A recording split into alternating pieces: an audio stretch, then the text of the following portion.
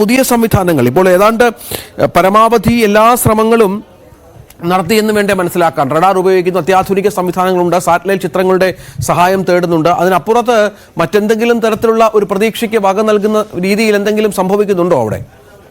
അതായത് രജിത്, നമ്മൾ ഒരു കാര്യം നോക്കിക്കാണേണ്ടത്, അതായത് കഴിഞ്ഞ ദിവസം തന്നെ ഈ കർണാടക സർക്കാരും ഒപ്പം തന്നെ ജില്ലാ ഭരണകൂടവും വ്യക്തമാക്കിയ ഒരു കാര്യമുണ്ട്. അതായത് 99% കരയിൽ ഈ ഒരു ലോറി ഉണ്ടാകില്ല എന്ന് അവർ തീർത്തും പറയുകയും ചെയ്യുന്നു. അതായത് നിലവിൽ ഈ തടി കൊണ്ടുപോയ ലോറിയാണ്. ഏതെങ്കിലും തരത്തിൽ അകത്തേക്ക് ലോറി അകപ്പെട്ടിട്ടുണ്ട് എങ്കിൽ ഈ മണ്ണ് മാറ്റുന്ന സമയത്ത് ഒരു തടിയെങ്കിലും കണ്ടെത്താൻ സാധിക്കുമായിരുന്നു. പക്ഷേ അത്തരത്തിൽ ഈ ലോറിയുടെ ഭാഗങ്ങളോ അല്ലെങ്കിൽ ലോറിയുമായി ബന്ധപ്പെട്ട യാതൊരുവിധ സാധനങ്ങളോ കണ്ടെത്താൻ സാധിച്ചിട്ടില്ല.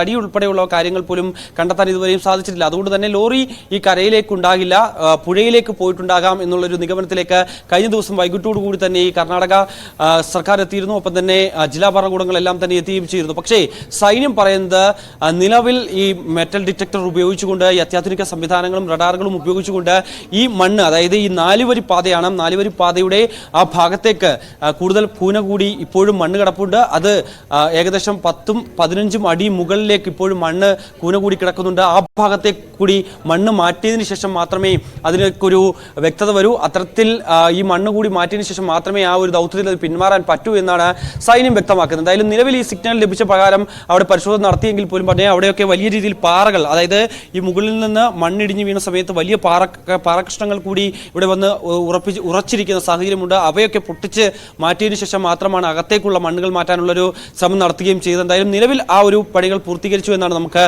മനസ്സിലാക്കാൻ സാധിക്കുന്നത്. എന്തായാലും നിലവിൽ ഇനിയുള്ളത് ഈ സംവിധാനങ്ങൾ എല്ലാം തന്നെ, ഏതൊക്കെ സംവിധാനങ്ങൾ എത്തിക്കുകയോ അതെല്ലാം തന്നെ ഇവിടെ ഉണ്ട് എന്നുള്ളതാണ് അവർ പറയുകയും ചെയ്യുന്നത്. എന്തായാലും സാറ്റലൈറ്റ് ഇമേജുമായി ബന്ധപ്പെട്ടും ഒപ്പം തന്നെ അതിന്റെ ദൃശ്യങ്ങളും ഒക്കെ ലഭിച്ച് ഈ അപകടം നടക്കുന്ന ആ സമയത്തെ ദൃശ്യങ്ങൾ ലഭ്യമാകും എന്നുള്ളൊരു കാര്യങ്ങൾ കൂടി നോക്കുന്നുണ്ട്. കാരണം അത് ലഭിച്ചു കഴിഞ്ഞു കഴിഞ്ഞാൽ ഈ ലോറിയിലേക്ക് എങ്ങനെയാണ്, അതായത് ലോറി നിർത്തിയിട്ടിരിക്കുന്ന സമയത്ത് അകത്ത് അർജുൻ ഉണ്ടായിരുന്നു, അതോ പുറത്താണോ നിൽക്കുന്ന അടക്കമുള്ള കാര്യങ്ങൾ നമുക്കൊരു വ്യക്തത വരികയും ചെയ്യും. എന്തായാലും ലോറി എങ്ങോട്ടേക്കാണ്, അതായത് ഈ മണ്ണ് വീഴുന്ന സമയത്തേക്ക് മറിഞ്ഞു വീഴുന്ന ആ ദൃശ്യങ്ങളിലൂടെ നമുക്ക് ഒരുപക്ഷെ കണ്ടെത്താനാകും ഈ പറയുന്ന പുഴയിലേക്ക് വീണിട്ടുണ്ടോ, അല്ലെങ്കിൽ ഈ പറയുന്ന 4 വരി പാതയ്ക്കകത്ത് തന്നെ ഈ മണ്ണിടിച്ച് കിടക്കുന്ന ആ ഭാഗത്ത് തന്നെയാണോ ലോറി ഉള്ളത് എന്നടക്കമുള്ള കാര്യങ്ങൾ കണ്ടെത്താൻ സാധിക്കുമെന്നാണ് കരുതുന്നത്. എന്തായാലും അതൊക്കെ പ്രതീക്ഷകൾ മാത്രമാണ്. ആ പ്രതീക്ഷകൾ വെച്ച് പുലർത്തിയാണ് മുന്നോട്ട് പോവുകയും ചെയ്യുന്നത്. എല്ലാ സംവിധാനങ്ങളും അവർ ഏർപ്പെടുത്തിയിട്ടുണ്ട്. എന്തായാലും നാവികസേനയുടെ ഭാഗത്തുനിന്ന് ഇപ്പോഴും, സ്കൂബ ഡൈവിംഗ് ടീമിന്റെ ഒക്കെ ഭാഗത്തുനിന്ന് ഇപ്പോഴും പരിശോധനകൾ അവിടെ പുരോഗമിക്കുകയും ചെയ്യുന്നുണ്ട് എന്നാണ് മനസ്സിലാക്കുന്നത്. പക്ഷേ ഈ കരയിൽ നടത്തിയിട്ടുള്ള ഈ രക്ഷാപ്രവർത്തനം പോലെയല്ല ഈ വെള്ളത്തിലെ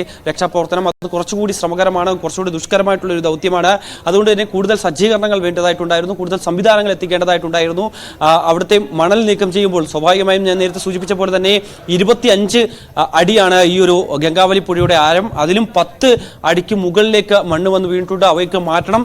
അതിനുശേഷം അതിനടിയിലേക്ക് ഈ ലോറി ഉണ്ട് എന്നടക്കമുള്ള കാര്യങ്ങൾ പരിശോധിക്കുമ്പോൾ, ഡിറ്റക്ടർ ഉപയോഗിച്ച് പരിശോധിക്കുമ്പോഴൊക്കെ അതിന് ചില സാങ്കേതികമായ പ്രശ്നങ്ങളുണ്ട്. ഈ മണ്ണ് മാറ്റുന്ന സമയത്ത് ഈ പറയുന്ന മേഖലയിൽ വീണ്ടും മണ്ണിടിച്ചിലുണ്ടാകാനുള്ള ഒരു സാധ്യതയുണ്ട്. അതുകൊണ്ട് തന്നെ കരുതലോടുകൂടി മാത്രമേ അവിടെ നിന്ന് മണ്ണ് നീക്കം ചെയ്യാൻ സാധിക്കുകയും ചെയ്യൂ. അതുകൊണ്ട് തന്നെ വിദഗ്ധരുടെ അഭിപ്രായങ്ങൾ തേടിയതിനു ശേഷവും കൂടുതൽ വിലയിരുത്തൽ, അതായത് കൂടുതൽ അഭിപ്രായങ്ങൾ വന്നതിന്റെ അടിസ്ഥാനത്തിലും കൂടുതൽ സജ്ജീകരണങ്ങൾ ഒരുക്കിയും മാത്രമേ ഈ മേഖലയിലെ മണ്ണ് നീക്കം ചെയ്യാനാകൂ എന്നാണ് നിലവിൽ സൈന്യം വ്യക്തമാക്കിയിരിക്കുന്നത്. അതുകൊണ്ട് തന്നെ ഇപ്പോൾ മുകളിലെ ഭാഗത്തെ, അതായത് കരയിലെ ഭാഗത്തെ ആ മണ്ണ് മുഴുവൻ നീക്കം ചെയ്യുക എന്നുള്ള ദൗത്യത്തിലാണ് ഉള്ളത്. കൂടാതെ തന്നെ നേരത്തെ രജിത് സൂചിപ്പിച്ച പോലെ തന്നെ SP പറഞ്ഞതുപോലെ തന്നെ നിലവിൽ ഇടവിട്ടും ഈ മേഖലയിൽ മഴ പെയ്യുന്നുണ്ട്. അത് വലിയ രീതിയിൽ രക്ഷാദൗത്യത്തെ കാര്യമായി തന്നെ ബാധിക്കുന്നുണ്ട്. കാരണം ഈ മഴ പെയ്യുന്നതോടുകൂടി ഈ മണ്ണ് നീക്കം ചെയ്യാൻ പറ്റാത്തൊരു സ്ഥിതിവിഷയമുണ്ട്. ഒപ്പം തന്നെ മുകളിൽ നിന്ന് അതിശക്തിയായി വെള്ളം താഴേക്ക് ഒഴുകി വരികയും ചെയ്യുന്നുണ്ട്. അതുകൊണ്ട് തന്നെ ഈ പറയുന്ന രക്ഷാദൗത്യത്തിൽ പെടുന്ന ആളുകൾക്ക് പോലും അവിടെ സുരക്ഷിതമായി നിൽക്കാൻ പറ്റാത്തൊരു സാഹചര്യം ഉണ്ടാകും.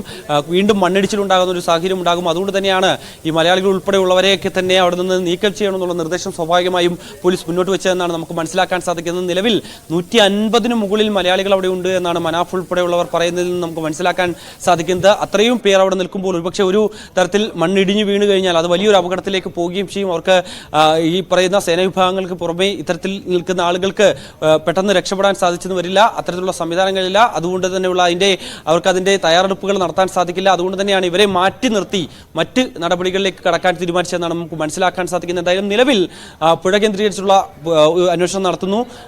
ഇനി വൈകിട്ടാവാൻ കുറച്ച് സമയം കൂടി മാത്രമേ ബാക്കിയുള്ളൂ. കഴിഞ്ഞ ദിവസവും ഇരുട്ടായതിനെ തുടർന്ന് ഈ രക്ഷാപ്രവർത്തനം വീണ്ടും നിർത്തിവെക്കുന്ന തരത്തിലേക്ക് പോയി. താൽക്കാലികമായി നിർത്തിവെച്ച് ഇന്ന് രാവിലെയാണ് വീണ്ടും പുനരാരംഭിക്കുകയും ചെയ്തത്. ഇനി ഏകദേശം 3 മണിക്കൂറുകൾ കൂടി മാത്രമേ ഉള്ളൂ ആ ഭാഗത്ത് ഇരുട്ടാവാൻ. അതുകൊണ്ട് തന്നെ അതിനു മുമ്പ് തന്നെ അർജുനിലേക്ക് എത്താനാകുമോ എന്നുള്ളതാണ് അവർ നോക്കുന്നത്. എന്തായാലും നിലവിൽ ഈ പ്രതീക്ഷ ഉണ്ടായിരുന്ന സിഗ്നൽ ലഭിച്ച സ്ഥലങ്ങളിലൊക്കെ പരിശോധന നടത്തി. പക്ഷേ അത് ലോറിയുടേതല്ല എന്ന് കണ്ടെത്തുകയും ചെയ്തിട്ടുണ്ട്. എന്തായാലും നിലവിൽ അർജുനെയും ഒപ്പം തന്നെ ലോറിയും ഇതുവരെയും കണ്ടെത്താനായിട്ടില്ല എന്നുള്ളതാണ് ഏറെ ദുഃഖകരമായിട്ടുള്ള കാര്യം. എന്തായാലും ഇനി ഇപ്പോൾ സ്കൂബ ഡൈവിംഗ് ടീം ഉൾപ്പെടെയുള്ളവർ ഈ നദിയിലെ പരിശോധന നടത്തുകയാണ്. ആ കൂന കൂടിക്കിടക്കുന്ന ഭാഗത്ത് അവിടെ മെറ്റൽ ഡിറ്റക്ടർ ഉപയോഗിച്ചുകൊണ്ട് അവിടുത്തെ പരിശോധനകൾ പുരോഗമിക്കുകയാണ്. അതിനടിയിലേക്ക് ഏകദേശം 8 അടിയോളം താഴ്ചയിലേക്കുള്ള വസ്തുക്കളൊക്കെ തന്നെ കണ്ടെത്താനാകുമെന്നാണ് കരുതുന്നത്. ഇതിൽ നിന്ന് ഡിറ്റക്ട് ചെയ്ത അതിന്റെ മുന്നറിയിപ്പ് പ്രകാരം അവിടെയൊക്കെ മണ്ണ് മാറ്റി ആ മണ്ണ് മാറ്റി അവിടെ ഏതെങ്കിലും തരത്തിൽ ഈ ലോറിയുടെ പാർട്സ് ഉണ്ടോ അല്ലെങ്കിൽ മറ്റേതെങ്കിലും കാര്യങ്ങളുണ്ടോ എന്നൊക്കെ അടക്കമുള്ള കാര്യങ്ങൾ നോക്കേണ്ടതായിട്ടുണ്ട്. കൂടാതെ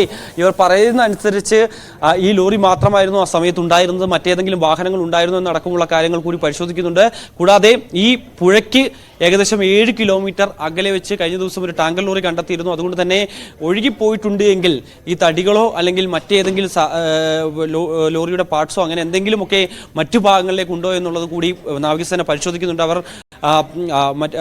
അവിടേക്ക് പോയി ഉള്ള പരിശോധന രാവിലെ മുതൽ തന്നെ ആരംഭിച്ചിരുന്നു. രാവിലെ തന്നെ പുഴയിലിറങ്ങി സ്കൂബ ഡൈവിംഗ് സംഘങ്ങൾ ഈ ഒരു പരിശോധന നടത്തുകയും ചെയ്തിട്ടുണ്ടായിരുന്നു. അതിനനുസരിച്ചാണ് നമുക്ക് ഈ ഒരു വ്യക്തമായൊരു ചിത്രം ലഭ്യമായത്. അതായത് നിലവിൽ ഈ പുഴയ്ക്ക് കുറുകെ അത്രത്തോളം മണ്ണ് അടിഞ്ഞു കിടപ്പുണ്ട്. അതിന് നടുഭാഗത്തായി അത്രത്തോളം മണ്ണുണ്ട്. ഇവയൊക്കെ നീക്കുന്നത് വളരെ ശ്രമകരമായിട്ടുള്ള ദൗത്യമാണ്. ഇത്രയും സംവിധാനങ്ങൾ വേണ്ടിവരും, അതിനും കൂടുതൽ സമയം വേണ്ടിവരുമെന്നാണ് ഇപ്പോൾ നിലവിൽ പറയുകയും ചെയ്യുന്നത്. എന്തായാലും പ്രതീക്ഷയോടെ നമുക്ക് കാത്തിരിക്കാം. രഞ്ജിത്ത്, തീർച്ചയായും അതാണ്, പ്രതീക്ഷയോടെ കാത്തിരിക്കേണ്ടി വരും. ഓരോ തരത്തിൽ എല്ലാ തരത്തിലുമുള്ള ശ്രമങ്ങൾ ഈ ബന്ധപ്പെട്ടവരുടെ ഭാഗത്തു നിന്ന് ഉണ്ടാകുന്നുണ്ട് എന്നുള്ളതാണ്.